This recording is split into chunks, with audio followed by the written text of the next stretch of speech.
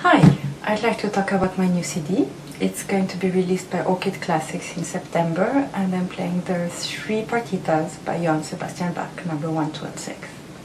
So I recorded this CD in the north of France. It's a small town called Compiègne, and there's a beautiful hall from the 19th century called the Théâtre Impérial.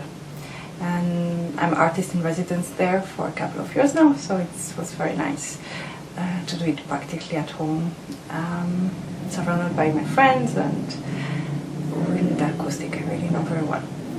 So to this program, partitas are basically dance suites. So there is a first piece which is an introduction, either prelude or toccata or sinfonia, but the rest of the piece are dances. So either they were danced in Bach's time or not yet, not anymore, but they still retain the character as a dance, and the steps and their moods. So when I mean character, I mean that, for example, sarabande was known as a very sad dance, and courante, as the name implies in French, it comes from French courir, it means to run, so it should be played fast.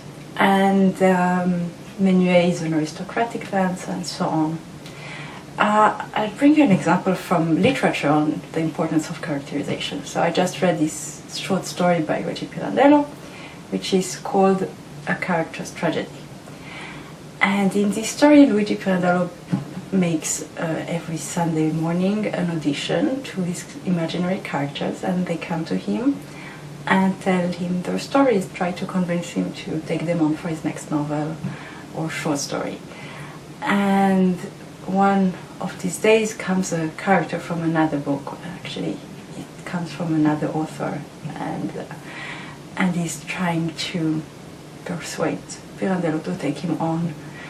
And of course, Pirandello says that he cannot take him because he doesn't take characters from other people. So, but then the character is really very desperate, and that's why it's called A Character's Tragedy, because he feels he's been slighted and somehow deprived of immortality by the fact that the author that brought him into life didn't really give him all his possibilities.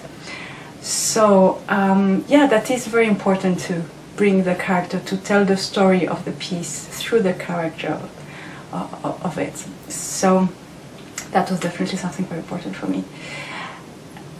So I called the CD Me-Su-Bach, which is a polyphonic word game. So when you talk about Bach, you'd say that he's known as a polyphonic composer, which means every voice in his pieces is important, it's independent, it can stand on its own, and of course it is more beautiful, it does make more sense when they all come together, but they still each retain a very independent life. So that was the big idea behind the name Me-Su-Bach. Me-Su-Bach is a word in Hebrew which means complicated, and I took each syllable as a word on its own. So me means I in English, su means on in Italian, and Bach stands for Johann Sebastian Bach. So it's my interpretation on Bach. And altogether, it also means in Hebrew complicated, which I thought was quite a fitting description of Bach's music.